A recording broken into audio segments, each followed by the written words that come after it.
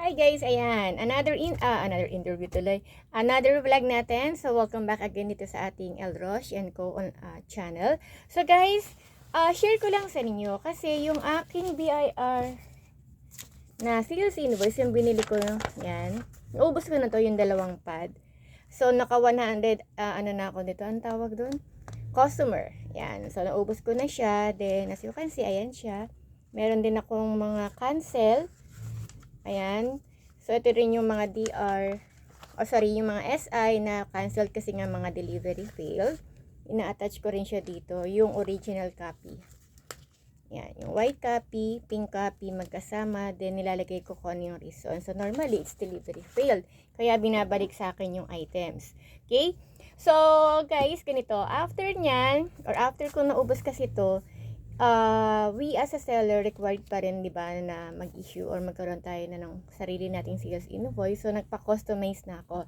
And take note, guys, so, kung saan ako nagpagawa ng aking sales invoice na customize. So, nevertheless, guys, hindi na ako naghanap pa ng iba pa na, sabihin natin na, ang tawag doon, iba pang mga printing company or BIR registered company, kundi mismo doon ako sa BIR nagpagawa. So, bakit ako sa BIR nagpagawa na mismo? Kasi at least doon, less hassle. Okay? Kasi 'di ba, once tayo ay nagpagawa, may mga requirements pa tayo. Like eto, may 1906. So, here sa 1906 na form, dito, nakalagay na is, anong tawag dito? Nakalagay dito kung nakalagay dito yung application for authority to print, receive, and invoices.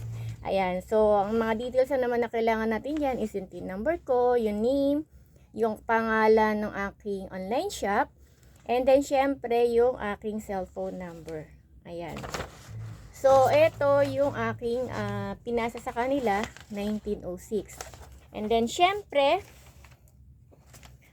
binalikan ko lang to mga 2 weeks. Yan, 2 weeks lang siya inintay, na process naman agad siya.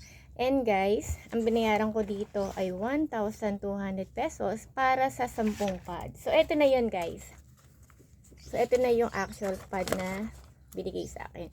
So, ito hindi siya carbonized, kaya may carbon paper pa ako dito. Yan. So, ito yung itsura na yan. Okay? So, ganito kasi yung magiging itsura niya nung pinaprocess pa lang siya, guys. So, ito yung sample ng aking sales invoice. Ayan. So, here, since customized na siya, importante na may pangalan ng shop natin. Nandito rin yung address. Nandito rin yung pangalan ko. Since ako ay solo lang. Okay? Or, nandito rin na nakalagay is non-VAT register siya. Ayan. So, dito nakalagay yung sales invoice, either cash or charge. Meron siyang number dito.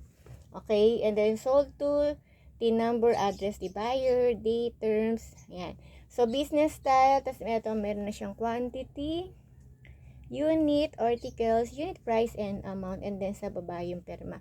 Then dito, nakalagay dito, ito yung printing company na nagprint ng aking tawag dito, sales invoice. Ayan guys. Then, syempre, kung may 1906, kasunod niyan, naka-attach na yung 1901, ay 1921, I'm sorry, and then authority to print. So, ito na yung mga details natin.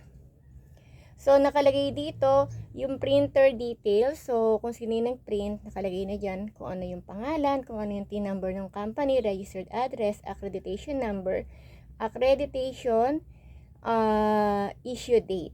Ayan. So, yung description, sales invoice, non-VAT, bound, manner is bound, then 10 booklets. Number of sets of booklets is 50 pages. The number of copy per set is 2. Ayan. From 001 to 500. Ayan yung aking serial number. Ito na guys yung next nyan. Then, syempre, sworn statement, meron din tayo. Ayan. So, next natin, yan, printer certificate, delivery receipt, and invoices. Ayan na siya, guys. Ayan. So, kapag kasi, okay, Based na rin kasi doon sa mga nakakausap ko, kapag nagpapagawa ka nga daw ng sales invoice is medyo madugo kapag sa labas ka ng company kasi nga medyo maraming hinahanap. And then actually, may nakausap din ako isang print or dalawang printing company. Sandali lang yung print ng sales invoice or ng official receipt kapag nakakatanggap sila, pero ang nakakatagal nga lang daw is yung kung halimbawa pagpaprocess sa BIR. So maraming inaano, medyo complicated, kaya lahat ng mga details dapat tama. So since sa BIR is pwede rin naman tayo magpagawa, ayan, nagpagawa na lang doon ako. At least medyo less hassle as in nagbayad ako noong time na pinick up ko na lang din yung aking mga sales invoice. So mas na-process siya ng maayos. Ayun guys, so kung gusto rin po ninyo, nasa BIR na kayo mismo magpagawa ng inyong mga sales invoices, so mag-inquire po kayo. Okay, hindi ko alam kasi kung lahat ng is 1,200 din yung binabayaran or pwede rin siguro mas mahal. Depende yata sa klase ng papel or ng invoice na matatanggap po ninyo or ipapagawa po ninyo.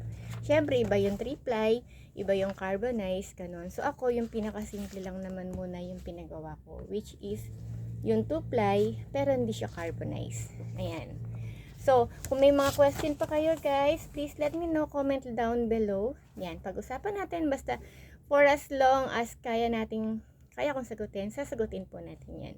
Okay, so that will be all for today's video. Thank you so much. Bye for now.